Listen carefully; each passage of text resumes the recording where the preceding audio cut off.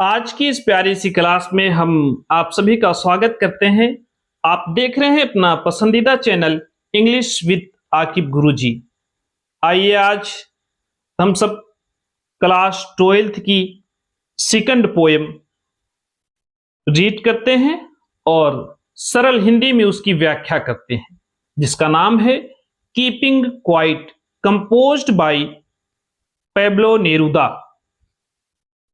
About the poet, आइए हम लोग अबाउट द पोइट पढ़ते हैं और थोड़ी सी जानकारी करते हैं इस कवि के विषय में। अबाउट मीन्स होता है के बारे में या फिर के विषय में। पोइट मीन्स कवि या कवित्री। Pablo Neruda 1904 1973 is the pen name of Neftali Ricardo Reyes Basolto, who was born in the town of Parel in Chile. Pablo Neruda ji का जन्म 1904 ईस्वी में हुआ था और इनकी मृत्यु 1973 ईस्वी में हुई थी। पेब्लो नेरुदा नाम है उस कवि का जिसका पूरा नाम है नेफ्ताली रिकार्डो रेस बोसैल्टो। यह उनका एक उपनाम है। Was born in the town of Parral in Chile, जिनका जन्म चिली के पेरेल नामक नगर में हुआ था। Neruda's poem are full of easily understood images.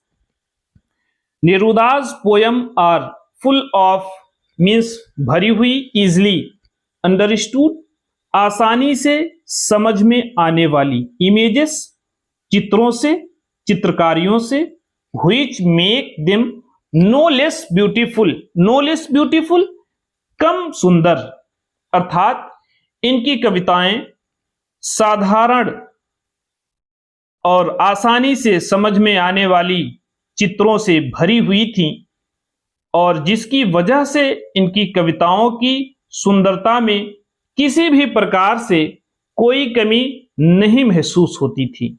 He won the Nobel Prize for Literature in the year 1971. इनको सन 1971 ईस्वी में साहित्य के लिए नोबेल पुरस्कार प्रदान किया गया था।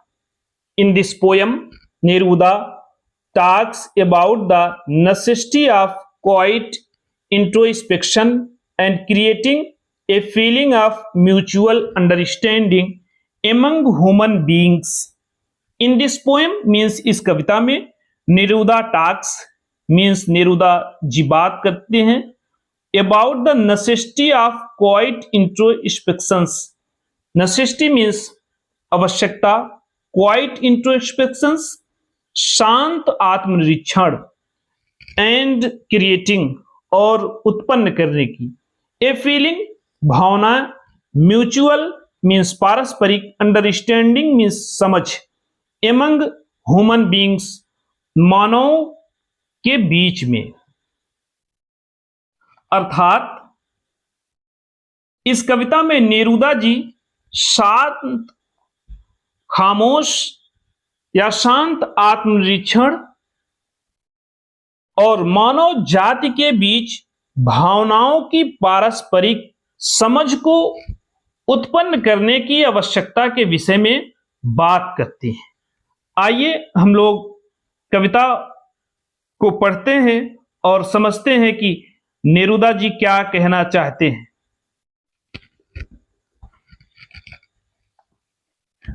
कविता शुरू होती है, now we will count to 12 and we will all keep still. Now means सब, वी मीन्स हम, विल काउंट टू 12 12 तक गिनूंगा, एंड वी और हम, ऑल कीप स्टिल मीन्स सब खामोश रहेंगे, अर्थात इस कविता में पूरी दुनिया के लोगों से कवि नेरुदा जी आत्मनिरीक्षण करने को कहते हैं। कवि लोगों से आग्रह करता है कि अब हम 12 तक गिनेंगे और हम सब शांत रहेंगे।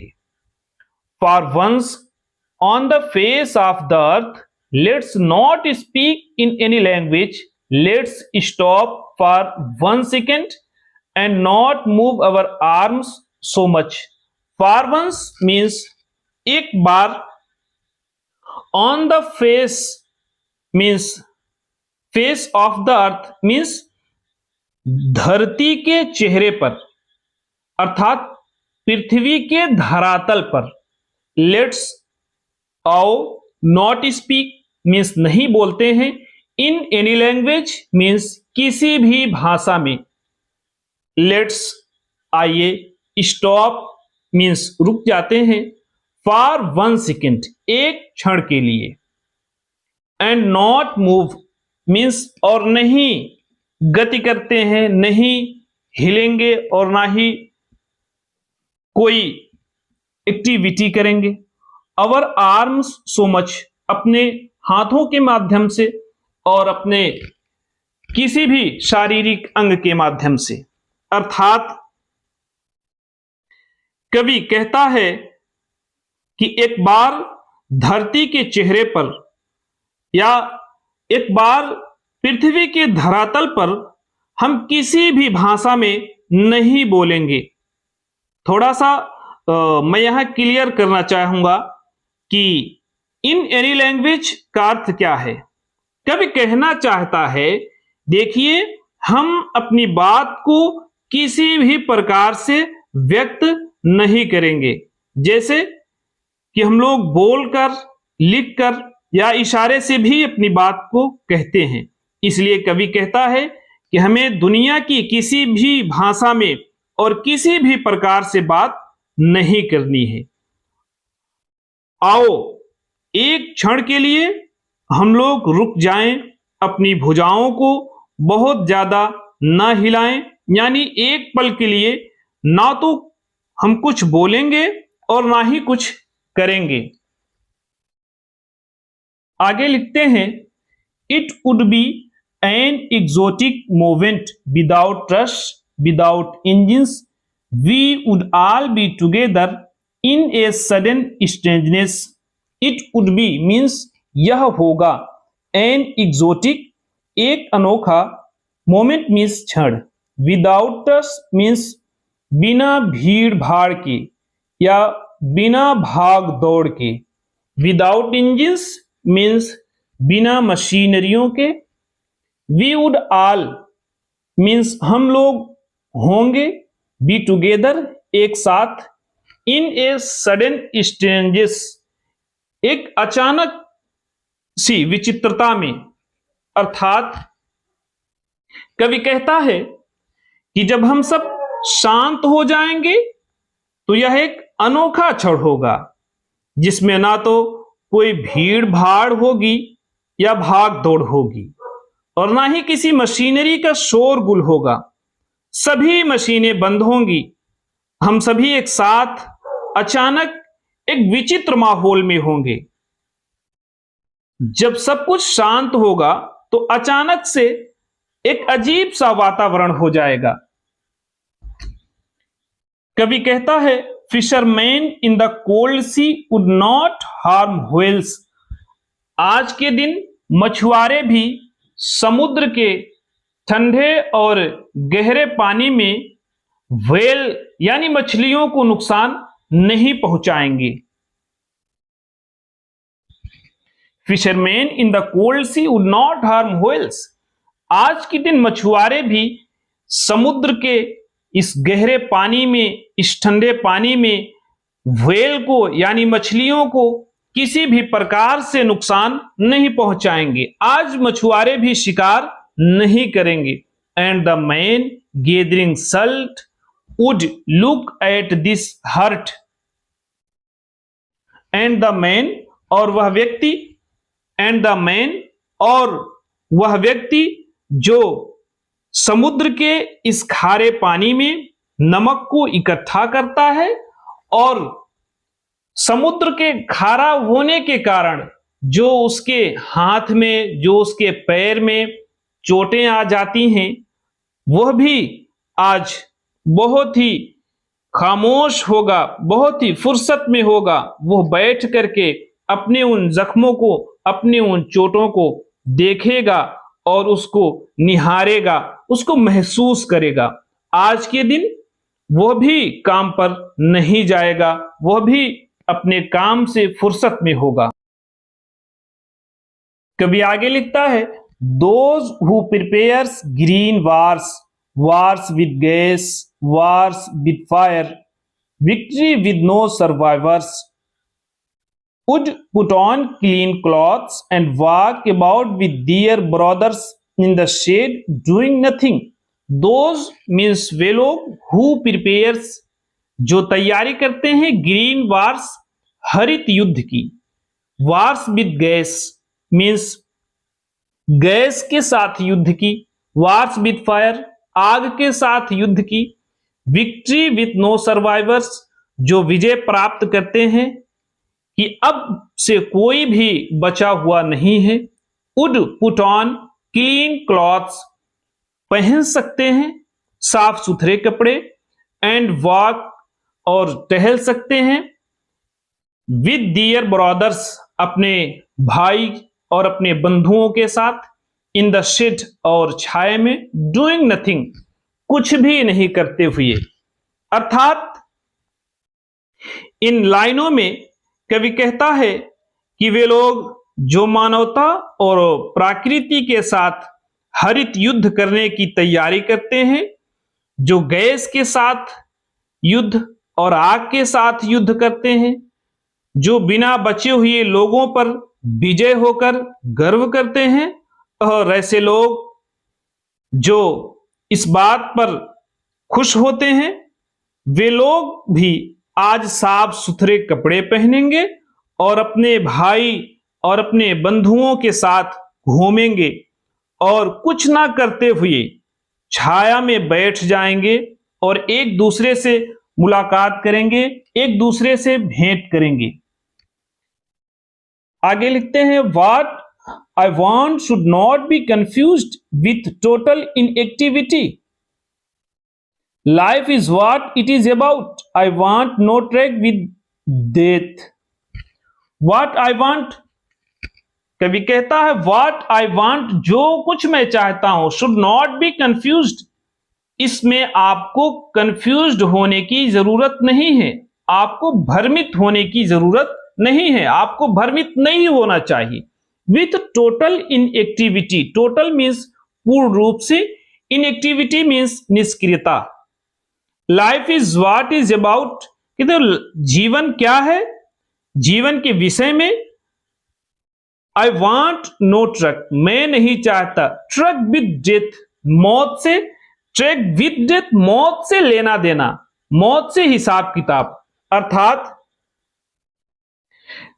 कवि कहता है कि मैं जो कुछ कहना चाहता हूं उससे आप सभी को भ्रमित नहीं होना चाहिए कि संपूर्ण निष्क्रियता कैसे संभव है, या फिर पूर्ण रूप से निष्क्रिय होकर के हम लोगों को बैठना नहीं है।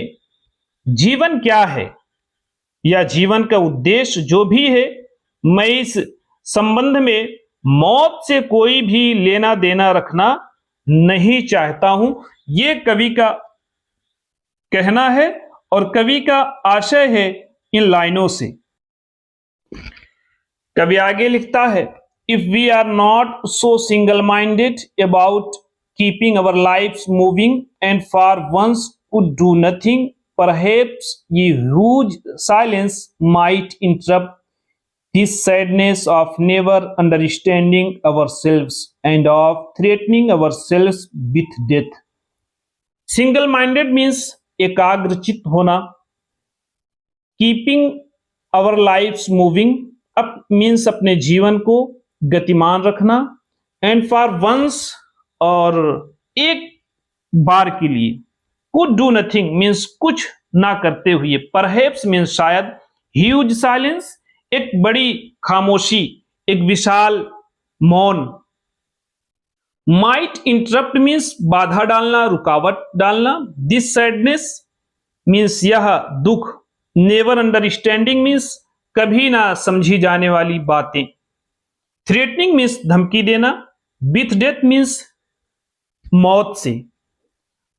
अर्थात इन लाइनों में कवि हम लोगों को बताना और समझाना चाहता है कि यदि हम अपने जीवन को गतिमान करने के लिए, चलते रहने के लिए अपने मन को एकदम एकाग्र, एकचित्त नहीं करते हैं और एक क्षण के लिए कुछ नहीं करते हैं, बिल्कुल शांत रहते हैं, तो हो सकता है शायद एक बड़ी खामोशी हमारी इस उदासीनता को खत्म कर देगी, उसमें बाधा डाल देती। यह उदासीनता इसलिए है कि हम स्वयं को कभी न समझ पाए और स्वयं को हम लोग मृत्यु से डराते रहते हैं और धमकाते रहते हैं। यही कारण होता है कि यही उदासी हमें धीरे धीरे मौत की ओर धकेलती रहती है। आगे लिखते हैं, perhaps the earth can be teach us as when everything seems dead and later proves to be alive. Perhaps means शायद, अर्थ मीन्स पृथ्वी, कैन टीच अस सिखा सकती है, एज जैसे कि, व्हेन एवरीथिंग जब सारी चीजें, सीम्स प्रतीत होती हैं, डेड मृत, एंड लेटर और बाद में, प्रूफ्स सिद्ध हो जाती हैं, साबित हो जाती हैं, टू बी अलाइव जीवित। कवि का मानना है कि शायद धरती हमें कुछ सिखा सकती है, धरती से हमें कुछ सबक मिल सकता है कि जब लगता है कि सब कुछ खत्म हो गया है, समाप्त हो गया है, सारी चीजें मृत हो गई हैं, तब यह साबित हो जाता है, सिद्ध हो जाता है कि पृथ्वी पर अभी भी जीवन है, अभी जीवन संभव है। ये बातें हमको पृथ्वी सिखा सकती है, बता सकती है। आगे लिखते हैं, now I will count up to 12 and you keep quiet and I will गो।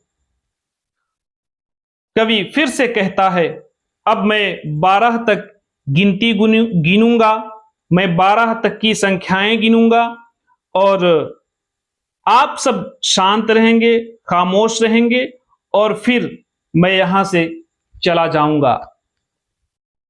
इन्हीं शब्दों और विचारों के साथ यह कविता समाप्त होती है। उम्मीद करते हैं कि आप लोगों को एक एक शब्द और एक एक लाइन समझ में आई होगी और फिर मैं आप सभी से एक छोटी सी अपील करता हूं कि आप सब अपने माँ बाप का ख्याल रखें और अपने कार्य को बहुत ही मेहनत से और लगन से करते रहें। इन्हीं शब्दों के साथ, इन्हीं विचारों के साथ मैं अपनी बात को खत्म करने की इजाजत चाहता हूं। इनकलाब जिंदाबाद। जय हिंद।